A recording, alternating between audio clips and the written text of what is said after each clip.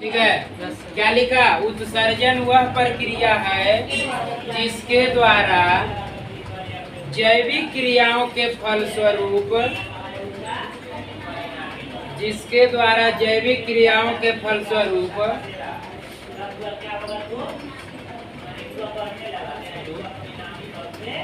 बनने वाले उत्सर्जी पदार्थ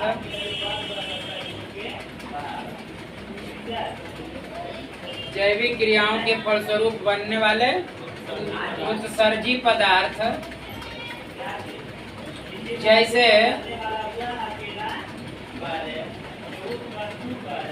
हमने बोलेंगे, बोल दिए हैं जैसे में क्या है? क्या है? हाँ, यूरिया CO2 तथा उपयोगी पदार्थ के पहले भी कुछ जुड़वाते हैं। तथा आवश्यकता से अधिक उपयोगी पदार्थ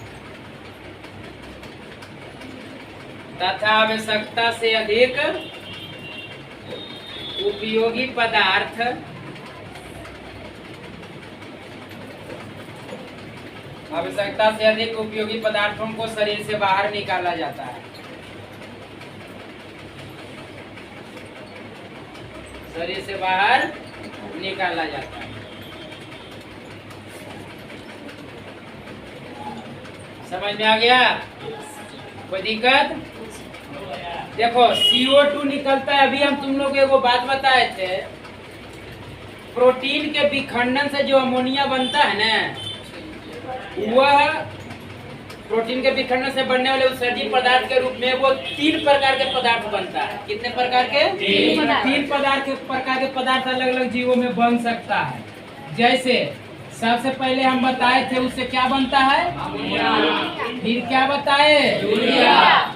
एगो और बताए थे, यूरिक अम्ल। क्या बनता है? यूरिक अम्ल बनता है। पहले हेडिंग दे दो। विभिन्न जीवों में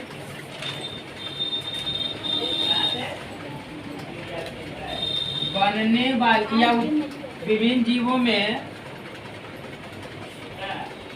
उत्सर्जित होने वाले पदार्थ मने इसको क्या है बताऊं?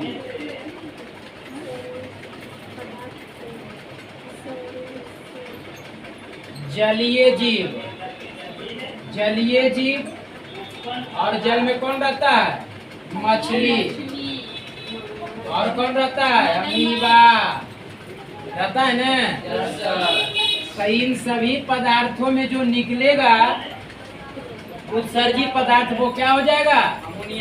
अमोनिया। क्या हो जाएगा? अमोनिया। दूसरा में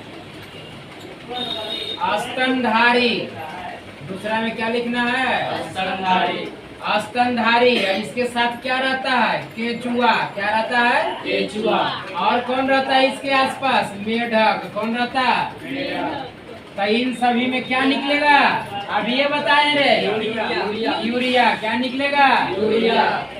अच्छा, और उसके बाद बताते हैं, सरीसृप के नाम सुना है? रेप्टिलिया के सरीसृप। और कौन? कीट में। किसमें? कीट में। और किसमें? पक्षी में। किसमें? पक्षी में। कीट और पक्षी, ये सभी में जो निकलेगा वही क्या निकलेगा? तीसरा क्या था? यूरिक अम्ल या यूरिया अम्ल। सही बोला, यूरिया अम्ल भी होता है इसका। यूरिक अम्ल या यूरिया। समझ में आया? समझ में आया? जिसको प्रेम पूर्वक छाप लीजिए।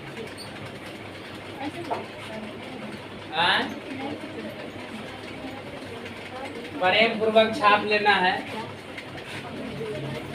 बताओ, अमीबा कौन सा उत्सर्जी पदार्थ को निष्कासित करेगा अपने शरीर से? अमोनिया। कौन सा पदार्थ? अमोनिया। केचुआ क्या निकालेगा? यूरिया। अरे खेत में हम लोग यूरिया डालते हैं ना, खेत में वर्मी कंपोस्ट डालते हैं, तो वर्मी कंपोस्ट में क्या पाया जाता है? केचुआ को ही क्या कहते हैं? कल ही बताए हैं, किसानों का मित्र। केचुआ को क्या कहते हैं? किसानों का मित्र। अब किसानों का शत्रु किसको कहेंगे? जोंक को। कहेंगे? अरे अरे सांप को नहीं कहेंगे, सांप तो सभे के दुश्मन है ना जी। किसान जो है वो दुश्मन है, जो नहीं किसान है वो दुश्मन है। लेकिन जोंक को हम कहेंगे। जोंक को काहे कहेंगे? क्योंकि जोंक का जो नेचर होता है वो कैसा होता है? प्रकृति अम्लीय। कैसा होता है? अब जिस खेत में रहेगा उस खेत में क्या करेगा? पानी को अम्लीय बना देगा, और अम्ल में रहने से फसल का विकास नहीं हो पाएगा। पहला कारण। दूसरा एक और कारण है उसका, किसान के मवेशी जैसे ही पानी पीने जाएगा, पानी में तालाब नदी में घुसेगा, वैसे ही उसके शरीर में लटक जाएगा, खून चूस लेगा। समझ गया? हाँ, जोंक। जोंक उसी को अंग्रेजी में लीच कहते हैं। क्या कहते हैं? लीच। तो यही कारण है कि उसको किसानों का शत्रु बोलते हैं। इसको मित्र क्यों कहते हैं? हाँ, मिट्टी को भुरभुरा बना देता है और मिट्टी में यूरिया के मात्रा को बढ़ा देता है, क्योंकि ये जो भी निकालेगा उत्सर्जी पदार्थ वो क्या रहेगा? यूरिया। तो यूरिया भी निकाल दिया और साथ साथ में मिट्टी को भुरभुरा बनाया। तब मिट्टी को जब भुरभुरा बनाएगा तब मिट्टी में जो जल धारण क्षमता होगा वो भी बढ़ जाएगा, और साथ साथ में उसमें ऑक्सीजन की मात्रा भी बढ़ जाएगी। अब पौधा के जड़ तक ऑक्सीजन अधिक मात्रा में जाएगा। इसीलिए इसको हम क्या कहते हैं? किसानों का मित्र। फोकट में बता दिए 2 क्वेश्चन। समझ में आ गया? आप थोड़ा सा पूछेंगे, बताना।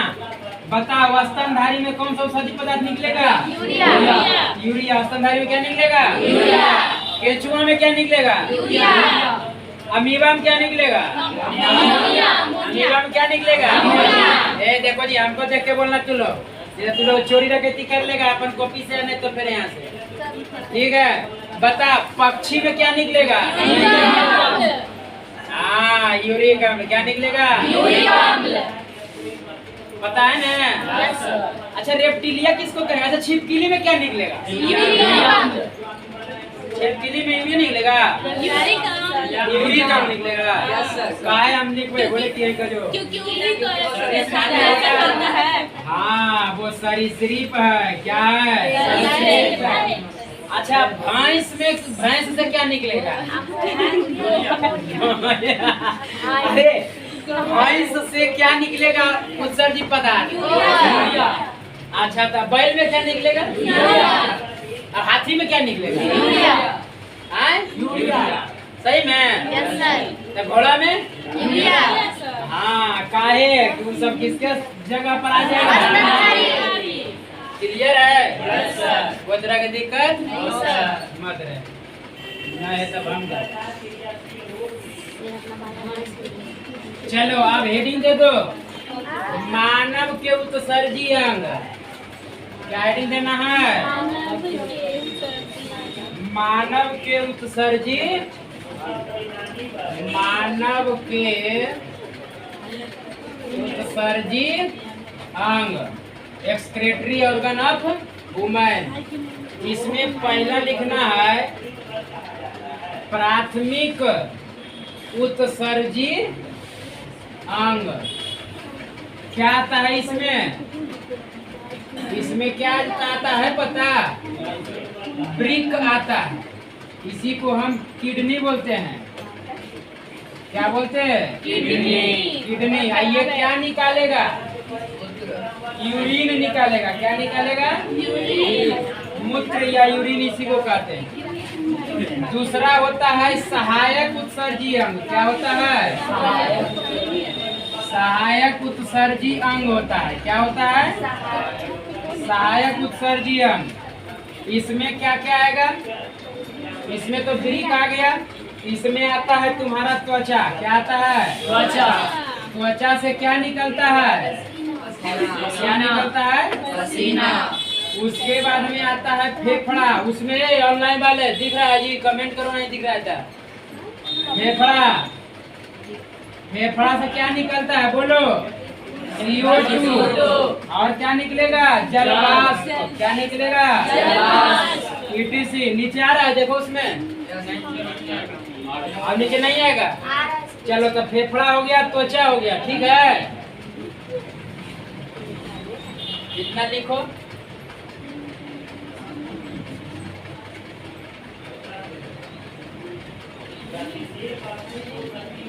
ऊपर लिख दें सी नंबर।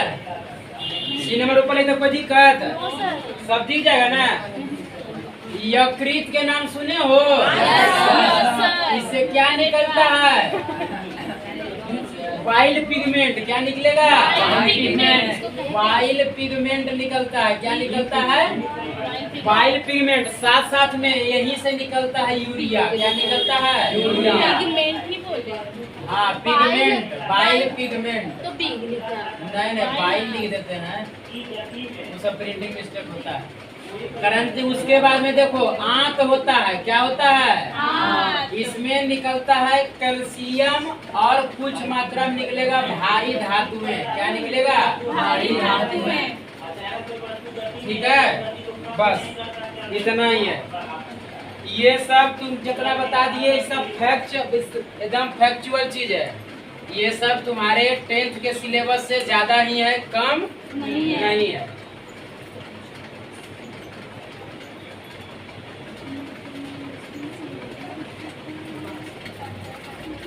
थोड़ा सा साइड काम है, हम पूरे साइड हो जाते हैं।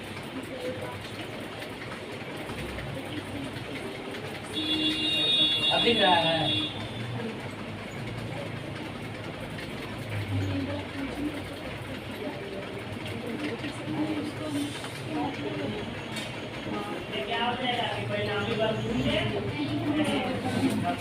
लड़की सब ऐसा के बोलेगी ना कि यदि बढ़िया से ध्यान नहीं दे आदमी तो सुनबे नहीं करे। कैसे बोले? मैंने ऐसा से बोलेगी कि अवंत में जब ध्यान नहीं देगा आदमी तक कहेगा क्या? सर सुनबे नहीं करते, कैसे खड़े हैं?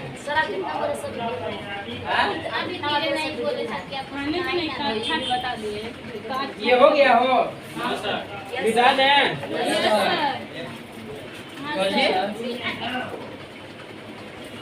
पूरा इरेज कर दें?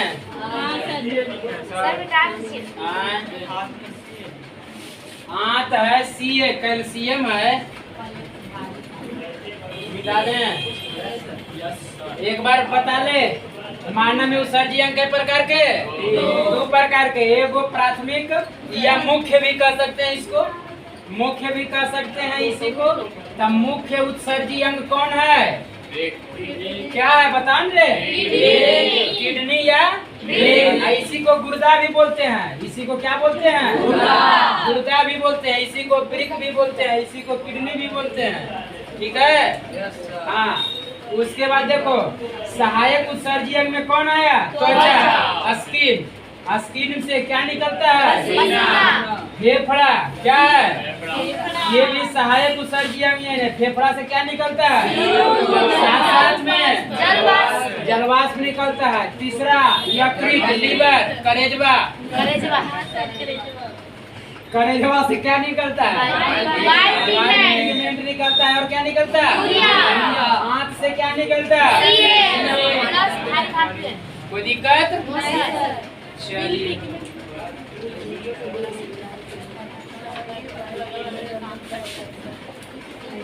सबका लिखा गया है?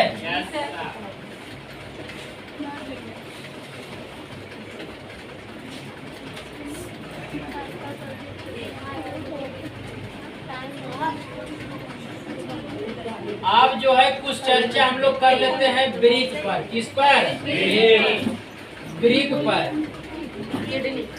ब्रीक पर हम क्या चर्चा करते हैं? सबसे पहले इसकी संख्या पर चर्चा कर लेते हैं। संख्या क्या होता है? 2। एक जोड़ा अर्थात 2 गो। अच्छा, इसकी आकृति कैसी होगी? बोलो जल्दी।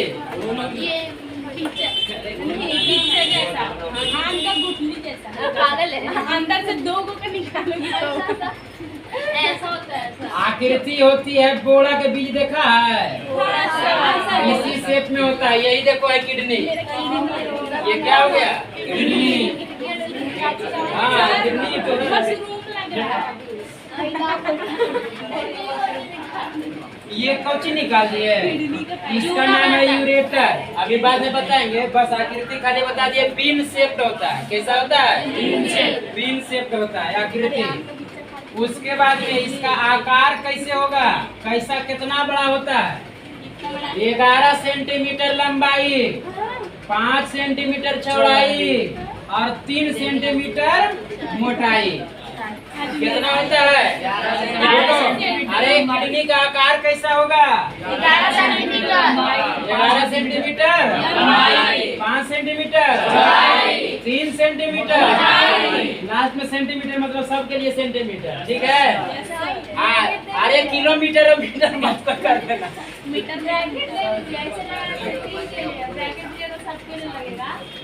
नहीं रहने दो, ठीक है, सब कोई समझ लेगा। अच्छा, इसका भार भी जानना चाहोगे? क्यों जानोगे? 135 से लेके 150 ग्राम तक। कितना होता है? 135 ग्राम से 150। पागल है का? बताओ किडनी का संख्या कितना? एक जोड़ा या 2।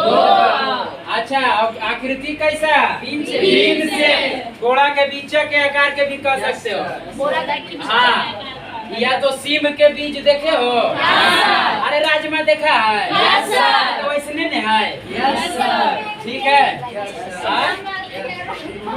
हाँ, बीन शेप्ड लिख सकते हो, पोड़ों के बीच के आकार के लिख सकते हो, राजमा के आकार के लिख सकते हो। एवरीथिंग इज सही। बाहर कितना होगा? 150 ग्राम। ठीक है सर, दोनों का ना कि एक का? अरे एक का ये प्रत्येक का लिखाता है ना सर। चलो आए सर, किडनी कैसे निकाला जाता है? ऑपरेशन करके ना।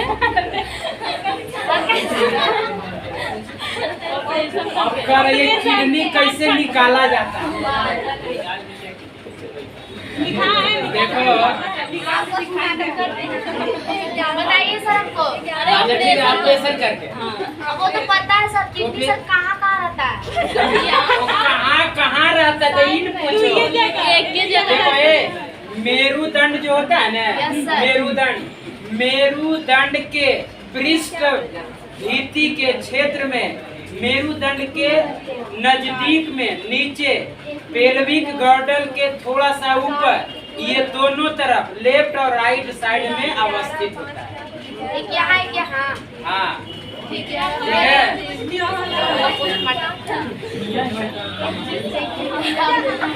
सबसे पूछिए क्या था? चलिए ध्यान से सुनो, इतना लिख पहले जल्दी छापो। छाप गया? चलिए क्या आकार फिर से बताइए ना। आकार 11 सेंटीमीटर लंबा, 5 सेंटीमीटर चौड़ा, 3 सेंटीमीटर मोटा। ठीक है?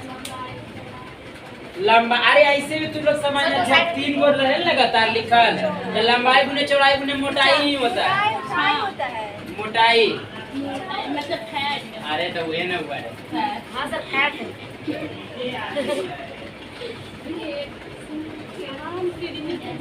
आप देखो, किडनी जो होता है ना, किडनी के ऊपर से एक आवरण होता है। किडनी के ऊपर में क्या होता है? वो आवरण। इस आवरण को हम क्या कहते हैं? पेरिटोनियम झिल्ली या पेरिटोनियम आवरण। क्या कहेंगे? पेरिटोनियम आवरण या पेरिटोनियम झिल्ली भी कह सकते हैं। तो यहाँ पर तुम लोग स्टार मार के लिख लो। देखो, किडनी के ऊपर यानी वृक्क के ऊपर एक झिल्ली पाई जाती है जिसे पेरिटोनियम झिल्ली कहते हैं।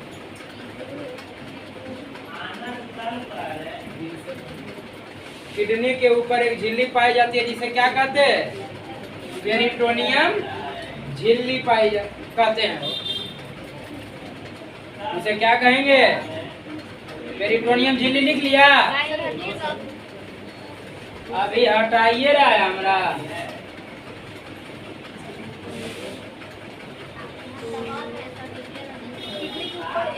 बैठ जाए। बोलते हैं ऑनलाइन वाला हम बैठ जाएंगे तो ऑनलाइन जो पढ़ रहा है क्या कहेगा? किडनी के ऊपर क्या रिपीट रिपीट पेरिटोनियम आवरण लिख लिया। किडनी के ऊपर एक झिल्ली होती है या एक आवरण होती है, उसी को पेरिटोनियम आवरण कहते हैं। लिख लिया? हाँ। किडनी का जो होता है वो दो गो भाग होता है। किडनी के दो गो भाग होता है। कै गो भाग? दो।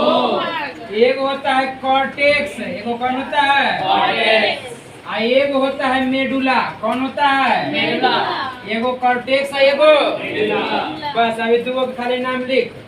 जैसे देखो ये जो है ना, अच्छा छोड़ो इसका पूरे बड़ा करके हम बनाइए। खाली अभी लिखो कॉर्टेक्स और मेडुला। क्या क्या लिखना है इसमें? तो इसका भाग होता है दो गो, जिसको हम क्या कहते हैं? कॉर्टेक्स और मेडुला।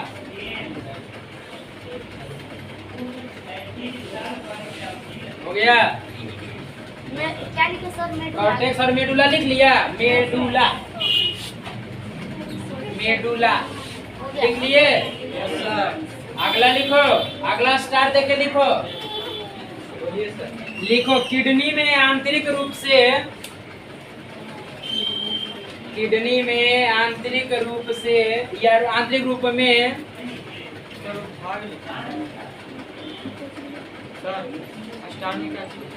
भाग, किडनी में आंतरिक रूप में धागे जैसी संरचनाएं पाई जाती है। कैसे? धागे, थ्रेड लाइक स्ट्रक्चर्स, धागे जैसे संरचनाएं पाई जाती है। धागे जैसी संरचनाएं पाई जाती है, जिसे नेफ्रॉन कहते हैं। प्रिकाणु भी उसी को बोलेंगे, उसी को हम नेफ्रॉन भी बोलते हैं, इसी को हम प्रिकाणु भी बोलते हैं। क्या बोलेंगे? प्रिकाणु। उसी को हम क्या कहेंगे? नेफ्रॉन या प्रिकाणु कहते हैं। नेफ्रॉन या प्रिकाणु कहते हैं। लिख लिए? कहते हैं। चलो अगला पॉइंट में लिखो स्टार में। देखो नेफ्रॉन को वृक्क की कार्यात्मक इकाई कहते हैं। नेफ्रॉन को वृक्क की कार्यात्मक इकाई कहते हैं।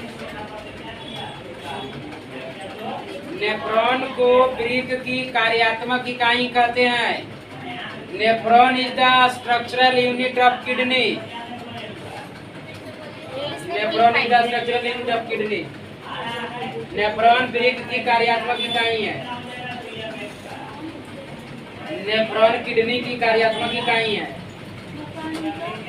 स्ट्रक्चरल फंक्शनल यूनिट होता है। क्या हो जाएगा? Nephron is the functional unit of kidney. उस समय फंक्शनल बोलते कि स्ट्रक्चरल बोलते हैं, तो संरचनात्मक नहीं, यहाँ क्रियात्मक जनरली मानना है। Functional unit of kidney. ठीक है? कोई दिक्कत?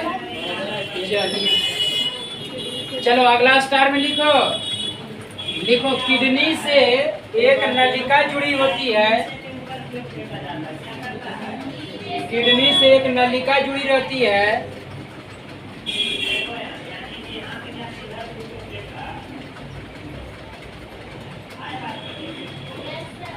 जिसे यूरेटर कहते हैं या मूत्रवाहिनी कहते हैं। जिसे यूरेटर या मूत्रवाहिनी कहते हैं। क्या कहेंगे उसको? यूरेटर या मूत्रवाहिनी। यूरेटर या मूत्रवाहिनी कहते हैं।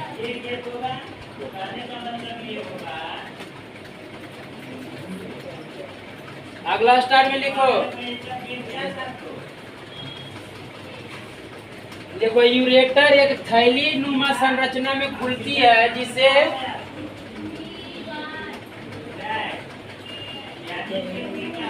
यूरिन ब्लडर कहते हैं। यूरेटर एक थैली नुमा संरचना में खुलती है,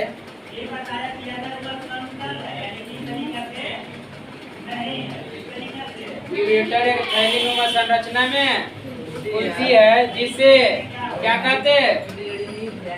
यूरिनरी ब्लैडर या मूत्र थैली कहते हैं।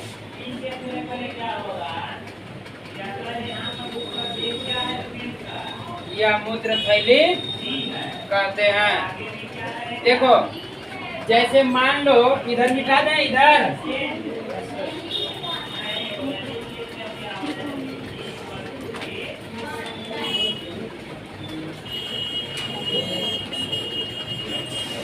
देखो कुछ इस प्रकार से रहता है वो।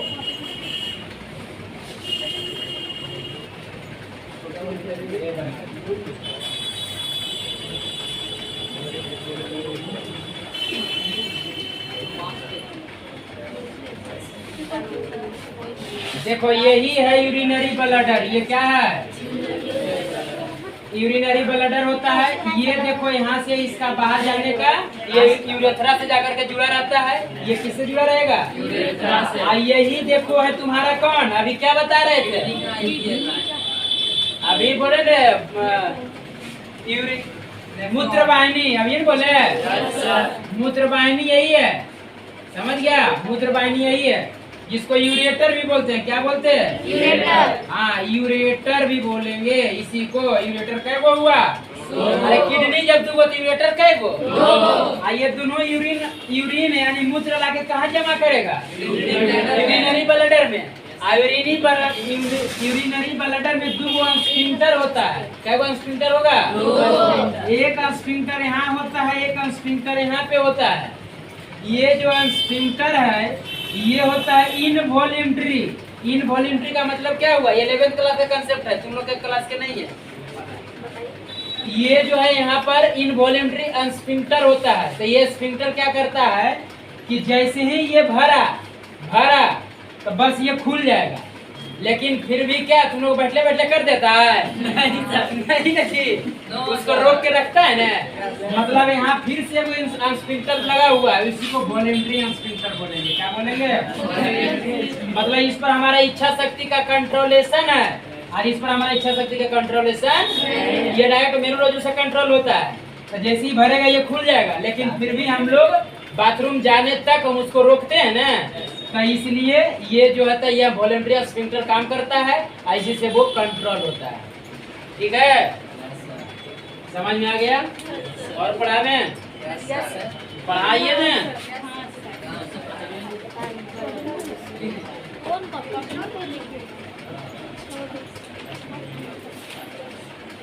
ठीक है, ये तो बता दिए। चलो अब एक स्टार दे करके लिखना है। लिखो यदि किसी व्यक्ति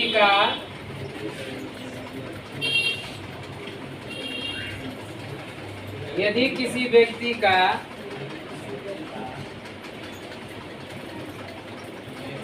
किडनी खराब हो जाए या किडनी खराब हो जाता है, यदि किसी व्यक्ति का किडनी खराब हो जाता है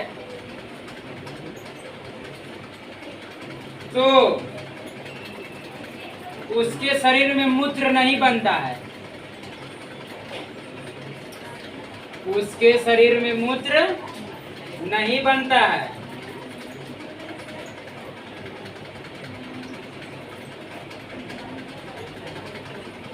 फलस्वरूप रक्त में यूरिया की मात्रा बढ़ जाती है।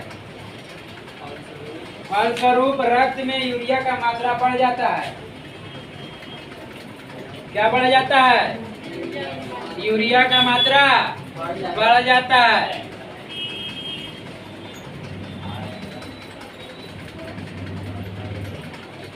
जिससे यूरेमिया नामक बीमारी से जाना जाता है।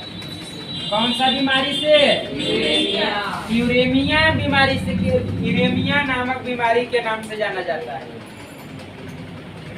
कौन सा बीमारी हो जाता है? यूरेमिया किसको हो जाएगा? जिसके ब्लड में यूरिया का मात्रा क्या हो जाएगा? बढ़ जाएगा। यूरिया का मात्रा क्या हो जाएगा? तो उसको हम कौन सा बीमारी कहेंगे? यूरेमिया बीमारी। हाँ हो जाता है। व्यक्ति की मौत हो जाती है। देखो उसी में व्यक्ति की मौत हो जाती है। व्यक्ति की मौत हो जाती है।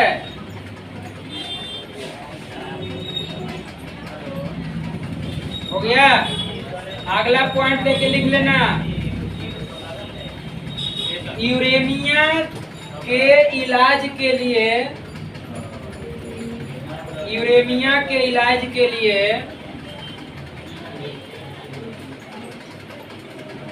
किडनी प्रत्यारोपण, क्या हम बोले? किडनी प्रत्यारोपण, किडनी प्रत्यारोपण या डायलिसिस, इसी को हिंदी में अपोहन भी बोलते हैं। क्या बोलते हैं? अपोहन। डायलिसिस या अपोहन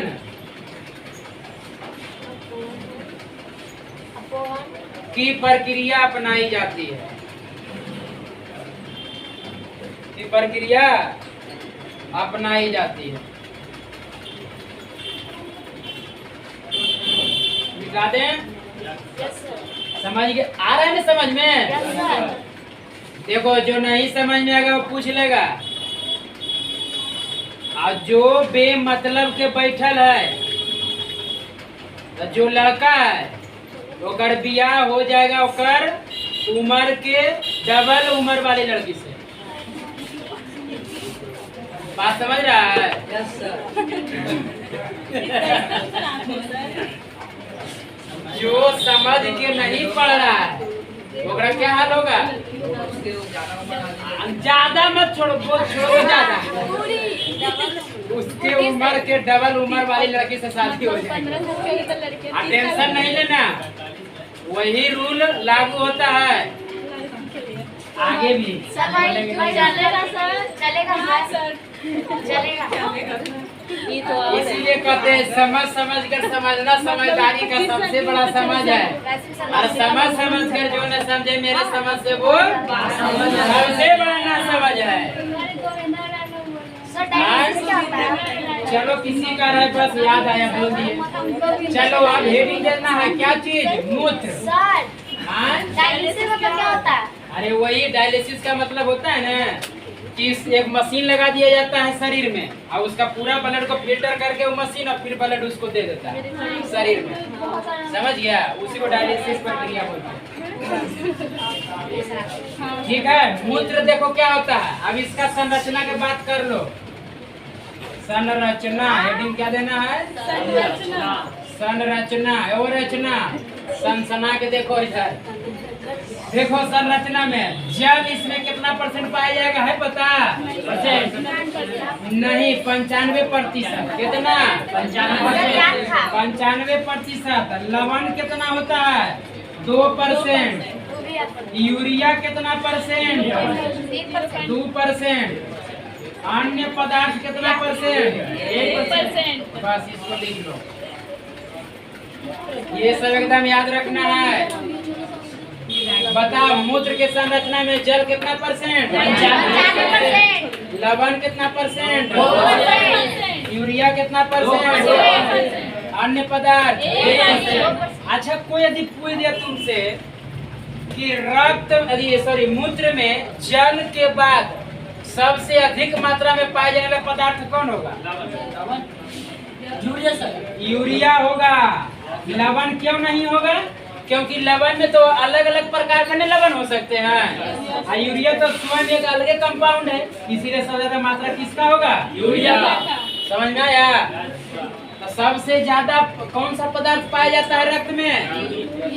सॉरी, मूत्र में सबसे ज्यादा पदार्थ कौन होता है? यूरिया। पागले है, जल करते होते लोग। सबसे ज्यादा मात्रा में क्या रहता है? दूसरा सबसे ज्यादा यूरिया। बाकी कुछ रहे ज्यादा क्वेश्चन नहीं है। आज जितना भी बता दिए इतना तो क्वेश्चन तो आ ही नहीं सकता है। गलती से दे भी दिया तो तुम लोग आराम से बना दोगे। कोई दिक्कत नहीं सर। आपका ये चैप्टर समाप्त। सर्जन खत्म।